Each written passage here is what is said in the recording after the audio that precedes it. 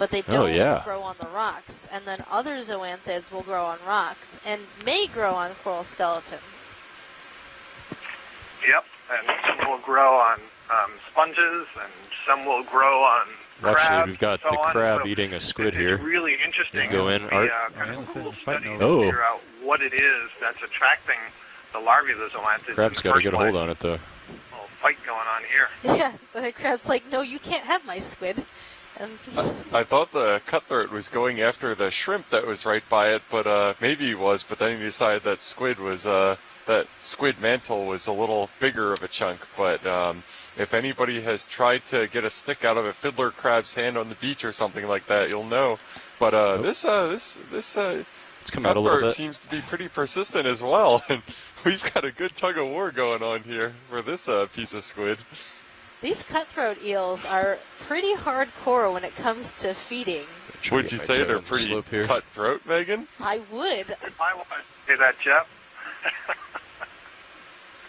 Oh, this is a free-for-all here. I'm wondering whether the eels are uniting on one team. The crab does seem to be holding its own. Not bad for 2-on-1.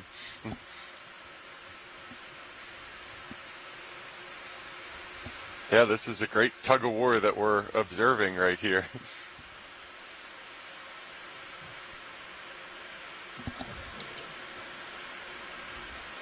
Okay, Art, you can go in a little bit. Are pretty ambitious predators in the deep sea, but go crab for keeping hold of your meal.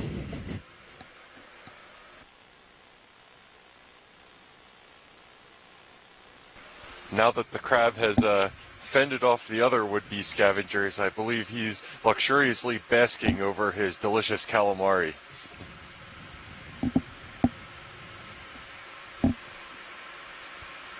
Oh, they haven't given up yet. Never mind, eels aren't done. Boy, they are nothing if not persistent. I'm pretty sure these eels are going to keep coming back around until they get their fill. No one passes up a good meal in the deep sea.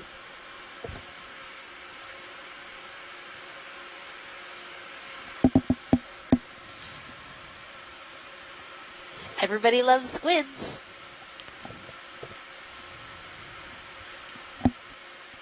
The crab should have plenty to share. Yep, but that's certainly what can't one of eat our all of that. water column and squid experts, Mike Vecchione, says in the chat room that everybody loves squids, and I think we're fans of them as creatures, and also they're just universally thought of to be delicious.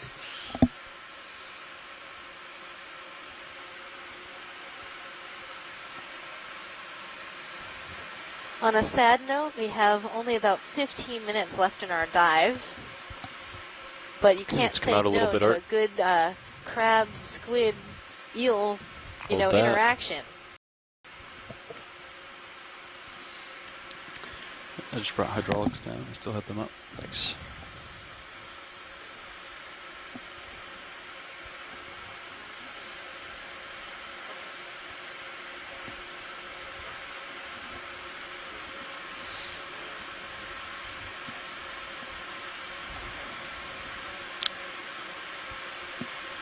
Let's see if we can zoom in on its mouth.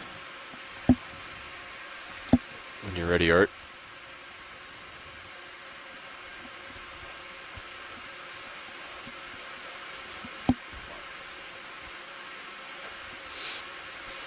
Yeah, and this is another great example that we're seeing, like that lobster that was also eating squid tentacles instead of a mantle last time of those, I believe they're called maxilli, the little tiny, very fine motor eating tentacles, or not tentacles, kind of appendages near the crab's mouth. They're called maxillipeds, so mouth arms, or mouth legs, if you will. And so crabs and lobsters have 3 sets of maxillipeds. The one you're most familiar with is the largest outside one, which is the 3rd maxilliped, and then they have 2 more sets closer into the mouth. Those are those small little ones that will chitter at you when you are talking to your crabs on the beach. It's a great shot. As one does. I mean, you don't? I absolutely do.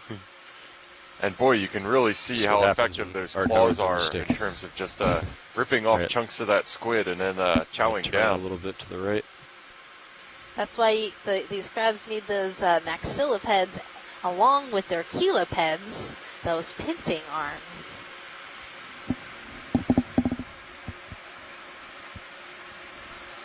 Yeah, and Mike Vecchione does note also in the chat room that it looks like the crab is kind of rifling around inside of the mantle and pulling kind of the innards of the squid out and eating that rather than the mantle itself.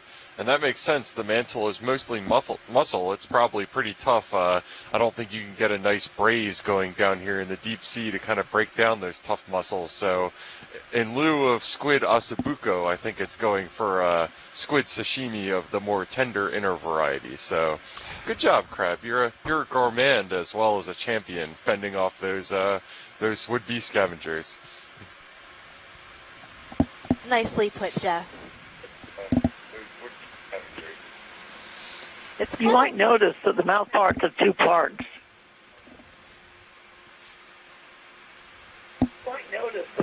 Tell us more, Mary. Well, there's an inner part that's used for feeding, which you can see quite nicely, but you'll also see a lot of fluttering, and those are the outer parts that are used to create the external respiratory current.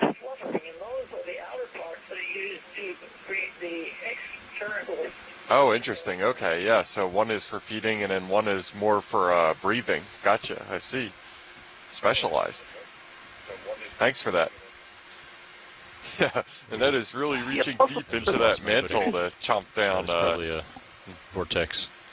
You'll also notice those short twitching antennae. Those are a sense of smell. A little thruster issue to work on. They were definitely twitching. It must smell awfully good. Yeah, starboard. Hard to say port starboard, but yeah. One of the uppers. All right. You want more of that, or are we good? I really want to see that big coral right behind the paragroid jet. Okay, we'll go take a look at that now. Sorry we got distracted there. No worries. It was a really great cool. distraction. No regrets at all. That was fun.